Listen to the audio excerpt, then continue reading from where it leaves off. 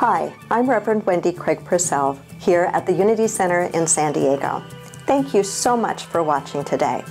If you'd like to support the work that we do here, please consider making a contribution. Go to our website. It's easy to do. Thank you in advance for that contribution.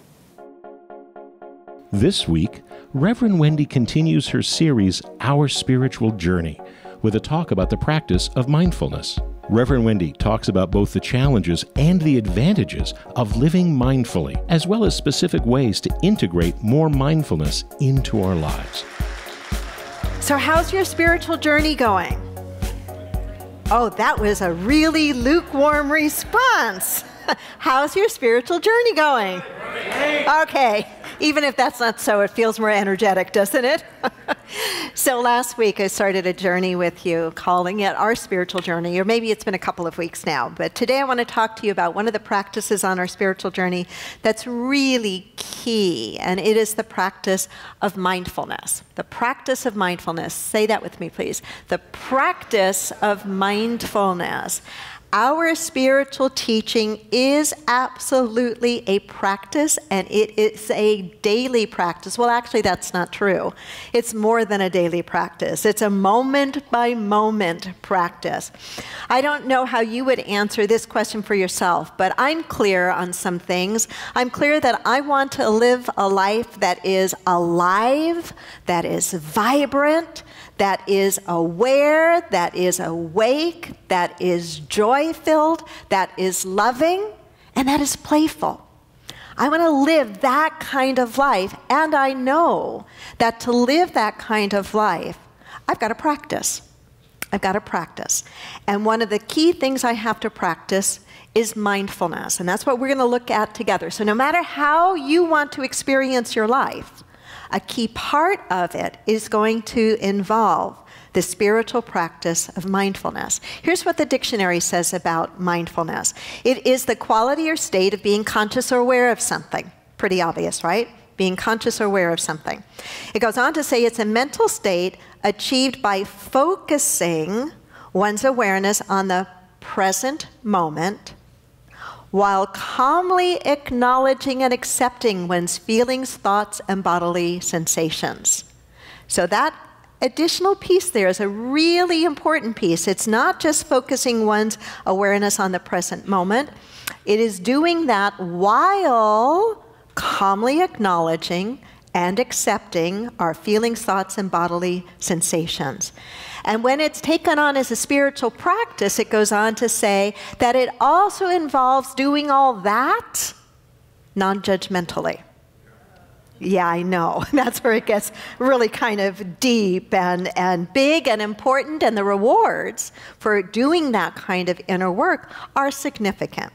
How many of you recognize the name Jon Kabat-Zinn? Raise your hand if you recognize the name Jon Kabat-Zinn. Really?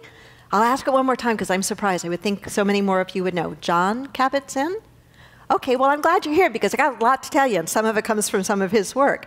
Jon Kabat-Zinn is a professor. He is a professor emeritus of medicine at the University of Massachusetts Medical School.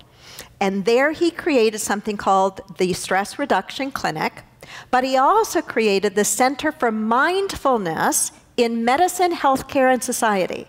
The Center for Mindfulness in Medicine, Healthcare, and Society. That's significant to me. You know, we talk about mindfulness as a spiritual practice because, in fact, it is a spiritual practice. But it is popping up all over the place now. It's not just talked about in unity centers or CSL centers or Tibetan temples or Buddhist temples. It's being taught. Courses on mindfulness are being taught in university, are being taught in corporations, are being taught to our vets coming back suffering from PTSD. Courses are being taught in some of our prisons. It's being taught in some of our hospitals. The very idea of mindfulness is gaining widespread attention and application, and that is encouraging, because to the extent that more and more of us develop and actually use mindfulness as a practice, we are going to individually be improving our lives. And as we improve our lives, we're going to be making better choices, responding to life's challenges and difficulties from a clearer and better place. We're going to be co-creating a better world for all of us, rippling out right where we are from our own individual practice of mindfulness. Jon Kabat-Zinn says, mindfulness means paying attention in a particular way. Mindfulness means paying attention in a particular way. Say that with me, please. Mindfulness means paying attention in a particular way. Paying attention in a particular way. And he suggests that there are 3 parts of paying attention in a particular way. Paying attention on purpose, paying attention in the present moment, and paying attention non-judgmentally. We're going to look at each of those 3 things. So mindfulness means paying attention in a particular way. Number 1, paying attention on purpose and fully, not half-heartedly. Fully, not half-heartedly. In other words, not living our life on automatic pilot. Living our life on purpose, paying attention fully, not half-heartedly.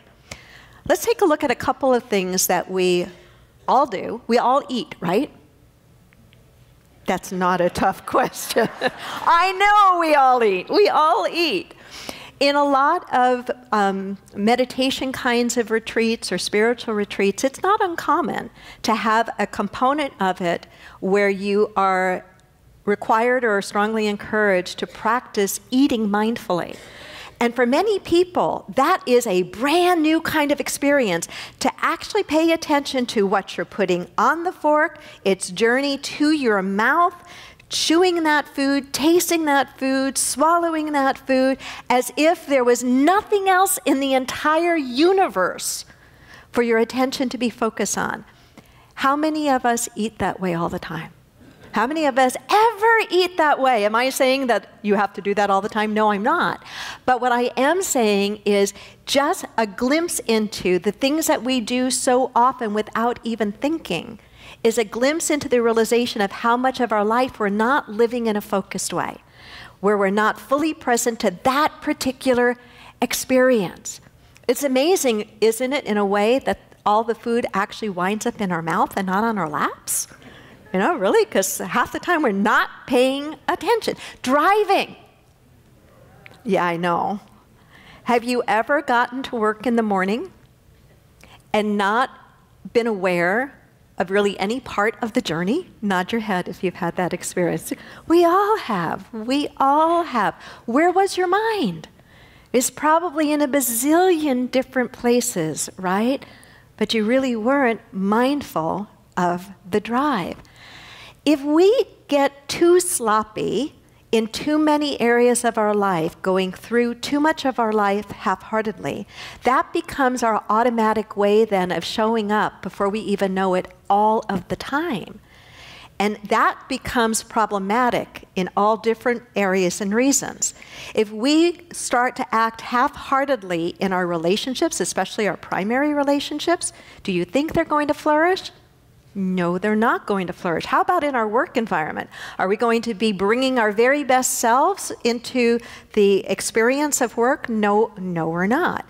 So practicing paying attention fully, full focused attention in those things that we tend to do routinely helps us to cultivate a different kind of mindset, a mindful mindset.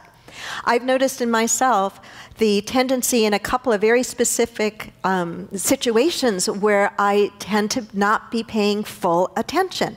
And maybe you can relate to either one of these. Do any of you listen to books, audiobooks, like through Audible or some of these other? I do that a lot. When I'm out on my morning walk, I usually have my headphones on and I'm listening to a book. Right now, I'm listening to one that's a little bit difficult. It's I think his name is Neil deGrasse, the gentleman, the science astrophysicist, right? Why I got his book, Astrophysicist for the Layperson, I thought, well, I'm a layperson and I'm interested in the universe. Oh my gosh, it's hard to follow this man. But part of the reason I'm discovering it's hard to follow is it's got nothing to do with him, because he's very clear. It's that I'm not giving it my full attention. And I'll be listening for a while, and all of a sudden he's on to another part of the topic. I'm going, wait a minute, I'm completely lost. And then I ask myself, why am I completely lost? I'm completely lost because I was not fully present. I was not fully paying attention. I don't want to be that way. I want, especially when it's a book or a conversation I've chosen to be in, to be fully present in that, not listening half-heartedly. Here's another experience I've noticed for myself. Maybe you can relate better to this one. Have you ever been introduced to somebody for the first time? You exchange names. You start to chat a little. You're all nodding your head. And like 5 seconds later, you go, oh my gosh, I don't remember their name. And I'm not talking about when we get so many birthday candles on our cake that we can blame it on Alzheimer's or something like that. I'm talking about the fact that we just weren't what? Paying attention. We weren't giving that person our full attention. So mindfulness, as I've said, the three parts of it are, it's paying attention in a particular way. Number one, paying attention on purpose, choosing to pay attention, and paying attention not half-heartedly, but completely, fully. Mindfulness is paying attention in the present moment. The present moment. I love what Deepak Chopra says. He says the best way to be in the present moment is to be aware that you're not in the present moment. So this is why I will often say to us when we're practicing our meditation time together, and we're practicing mindful breathing, right? Being aware of the breath in, being aware of the breath out, that it's a good thing when we catch that our mind has wandered. And we notice, oh my gosh, where was I? I don't know where I was, but I just caught the fact that I was not present with my breath. I was probably thinking of what I'm going to do next, or what I didn't get done, or whatever. But as soon as I catch myself, I can do what? As soon as I catch myself, I'm right where? In the present moment. So much angst we experience, if we're honest with ourselves, so much of the angst we experience in life is because we're not living right here now. We're either worrying about tomorrow, or we are regretting and feeling badly about yesterday. And we are giving up the experience of now and how we can best use now if we are preoccupied with tomorrow or stuck in the past. I'm going to see if I can find a quote I read from Thich Nhat Hanh this morning. He says, if you miss the present moment, you miss your appointment with life. And I love this. Only Thich Nhat Hanh can say it this way. That is very serious. If you've ever watched him or attended a retreat of his, he's such a gentle, small of stature and huge of consciousness and compassion and heart. Man, body, and yet what he delivers is so clear and so practical and so loving and so helpful. And it comes, I think, in part out of his practice of meditation, his practice of mindfulness. He talks about things like not just mindfully eating, but mindfully walking, experiencing the full experience of your feet in movement touching the ground and experiencing that. If you miss the present moment, you miss your appointment with life. That is very serious. And so mindfulness is paying attention, as we've said, in a particular way. It's paying attention in this present moment and being loving and gentle with ourselves when we catch that, wait a minute, I'm way out here or I'm way back there. And to the extent that I'm out here or I'm back there, I'm not where? Here. I'm not here. Remember the book that Ram Dass wrote years ago, one of the first books to hit the U.S. in great popularity, was this book, Be Here Now. It's a classic. If you've never read it, pick up a copy and read it. And if you haven't read it for a long time, you might want to pick your copy back up and reread it. And the third key, remember mindfulness is paying attention in a particular way. The third key is paying attention non-judgmentally. To me, that's the biggest of the three, and probably because that's the one that I have personally had the greatest challenge with. And the judgment for me is not so much a judgment of criticism of the present moment, but I notice that too often I'm adding a story. I'm embellishing or adding something to whatever the present moment is that's not actually part of the present moment. It is such a rich and full way of living to experience what is happening in your life absolutely directly with no story, with not bringing a story of your remembrances of that kind of thing from the past or other things that are like it, experiencing it completely and fully as it is unfolding. It means without judgment. It means without criticism. It means experiencing it the way a child might experience that same thing for the very first time.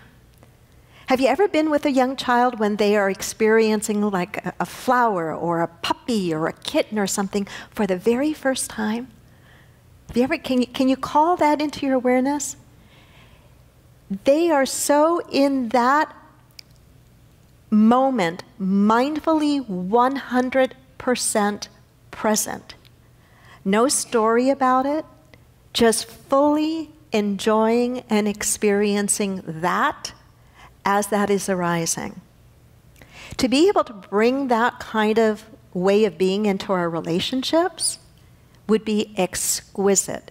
It would fundamentally shift the way that we are with one another. To really experience one another directly, to really experience one another mindfully without any judgment. I think there are some telltale markers and signs when we are doing a better job of living more of our life, more consistently mindful. You notice how I said that? Because I don't know, at least for me, I can't yet comprehend Wendy Craig-Purcell living every single moment of every single day 100% mindful. That's bigger than I can imagine right now. But I can imagine doing better than what I did yesterday. Can you imagine doing better than what you did yesterday or last week? I mean, stop for just a moment right now, especially those of you who've been coming here for, say, a year or more. And that's a lot of you in this room. Stop for just a moment and kind of mentally flip back and ask yourself, are you living your life any better or any differently now than you did, say, a year ago? Are your responses to things a little bit different and better than they might have been a year ago? Are you a little more centered more often? Are you a little more patient or understanding or compassionate, more accepting of yourself? We grow usually not by big jumps, we grow incrementally. And the things that, even the tiny little changes that we make, like some of the changes we're talking about today and that we talk about every week, just consistently practicing those things over time become enormous. Become enormous. Think of it this way. Let's see if I can relate this clearly, because this is going to sound a little bit like geometry, because it is. I used to love geometry in school. Think of two parallel lines. You remember what parallel lines are, right? They're always completely exactly the same distance, perfectly the same distance from one another, right? That's what makes them parallel. Think of what would happen if one is off only 1 degree, up or down. Let's put it down, because it might be easier to imagine. And then imagine stepping way back from that image, so far that you're not just seeing those two lines that aren't quite parallel. You're seeing them in this huge distance. What eventually happens to them? They're going to cross, right? Because just the tiniest of a change is going to, over time and distance, make an enormous difference. To me, that's exactly the same way that these things that we practice change our lives. So when we make a decision, we're going to practice meditating a little bit every single day, or we're going to practice a mindfulness practice or a gratitude practice every single day, what is going to happen over time is we are going to be changing ourselves, and we're going to be changing ourselves for the better. What trips us up most of the time is that kind of work is not usually very glamorous. because it's so repetitive. It's so incremental. It's like we want the quick fix, right? Why do diets that claim to help you lose weight in a month gain in popularity, but the ones that say it's going to take you a while, but if you make these changes over a long period of time, you're going to be fit and trim? Who wants that, right? I'm into honesty. You into honesty? What do we want? We want the quick fix. But that's not the way we grow and evolve spiritually. It's just not the way it happens. But holding the course and making those incremental changes, like in a practice of mindfulness, will absolutely pay off. Here are some of the telltale signs I experience in myself as I'm doing a better job of being more consistently mindful as I go throughout my life. Some of these may be things that you see in yourself. Make a list for yourself, though. My pace becomes a little saner. My pace becomes a little saner. When I am more consistently mindful, I feel more joyful. And part of my true nature, which is a very playful nature, my playful nature comes out a whole lot more when I am consistently practicing mindfulness. When I'm consistently practicing mindfulness, I feel so much more gratitude. The tiniest little things don't seem to go unnoticed by me, and I feel this overwhelming sense of gratitude. When I am practicing mindfulness more consistently, I experience my own mind itself differently. I experience my own mind itself as being much more clear and much more connected to source or spirit, whatever you want to call that. And to that extent, when my mind is clearer, I get downloads from spirit and insight and guidance right and left. By knowing, for me, by knowing what some of my telltale signs are when I'm doing a better job at practicing mindfulness, then I know that if I'm not experiencing the kinds of things I've just mentioned, that I have fallen off my game and I'm out of practice. Do you see why I'm suggesting that even for yourself, it could be valuable to ask, how does your life feel different to you when you are practicing mindfulness? Because I promise you, if without the practice, you're not going to feel those positive things.